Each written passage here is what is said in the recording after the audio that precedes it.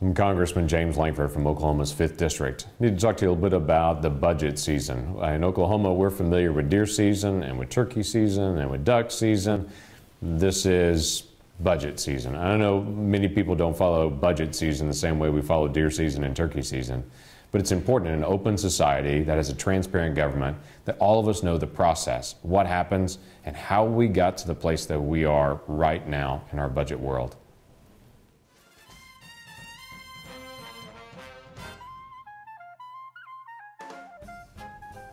In 1921, we had just come out of World War I, and at that time just called World War, and the New York Giants had won the World Series. We also dressed a little bit differently in 1921 than we dress now.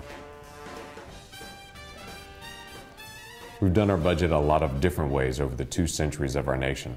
By 1921, it had become so complicated, though, for Congress to go to each agency and to try to gather their budget. And each agency was competing with each other, that we needed some system to be able to have each agency gather that together. That was this Budget and Accounting Act of 1921, under the leadership of Warren G. Harding as president.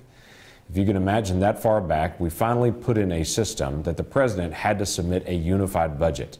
Every agency submitted to him, they organized it, and then submitted it on to Congress. That was the first step of us being able to get an audit and to have one centralized budget as a nation. Fast forward from 1921 then to 1974. Our nation had just come out of Vietnam, and we're also dealing with the Watergate scandal. There was a great need for more transparency in government and more engagement of Congress from the executive branch. During this time period, the Rubik's Cube was invented, the Chevy Vega was one of the prime cars, and we definitely dressed a little differently again.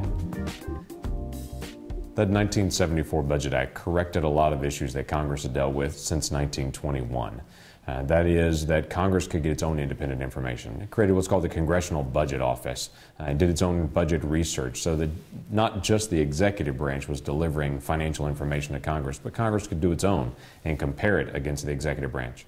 It also created a standing committee, both in the Senate and in the House, that just did budget. If you can believe it, before 1974, there were no budget committees to be able to organize this central budget. But it also did something unique as well. It finally gave us a timetable that the budget had to be submitted by. By that first Monday in February, the president had to submit his budget.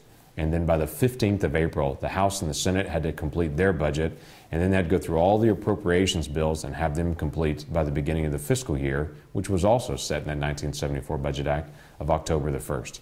Those key dates became the markers for us in Congress to know when the president's budget was due, when the House and the Senate budget was due, when the appropriations bills are done, and when we would finally be ready to go. When that system works and everyone hits their deadlines, America can budget and plan for the future. When we don't hit that, there's just a lot of guessing that goes on. And right now, guessing with $3.7 trillion worth of America's money is a really bad idea.